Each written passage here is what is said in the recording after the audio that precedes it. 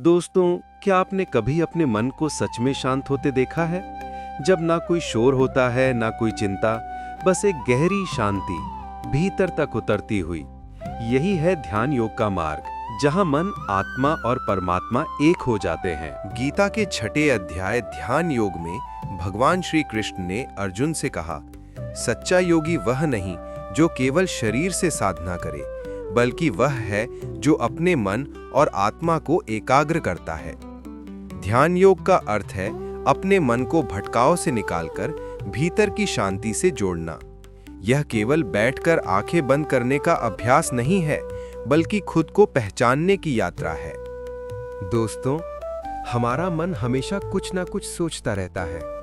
कल क्या होगा, किसने क्या कहा, मैंने क्या खोया, यही विचार हमें बेचैन करते हैं। ध्यान योग हमें सिखाता है इन विचारों को पकड़ने के बजाय बस उन्हें आते जाते देखना। जब मन शांत होता है, तब आत्मा बोलती है और हम खुद को, अपने असली स्वरूप को पहचानने लगते हैं। दोस्तों, ध्यान योग में 3 मुख्य तत्व होते हैं। पहला, शरीर की स्थिति। शरीर आरामदायक और स्थिर होना चाहिए। दूसरा, श्वास का ध्यान। प्राणायाम के द्वारा श्वास पर ध्यान केंद्रित करना। तीसरा, मन की एकाग्रता। मन को किसी एक बिंदु पर केंद्रित करना, जैसे भगवान का ध्यान, एक मंत्र या हमारी श्वास।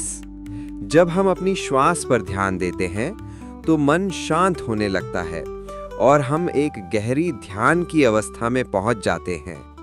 ध्यान योग का सबसे महत्वपूर्ण हिस्सा है मन और इंद्रियों को वश में करना। जब तक हमारे मन में कई विचार आते रहते हैं, हम ध्यान की गहरी अवस्था में नहीं जा सकते।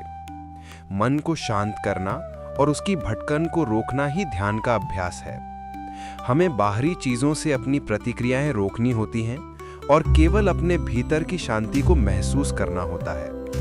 जब मन स्थिर होता है, तब साधक अपने आप में पूर्ण हो जाता है। दोस्तों, ध्यान योग के लाभ केवल मानसिक ही नहीं, बल्कि शारीरिक भी होते हैं। जब हम ध्यान करते हैं तो हमारा रक्तचाप कम होता है, तनाव घटता है और शरीर में शांति का अनुभव होता है।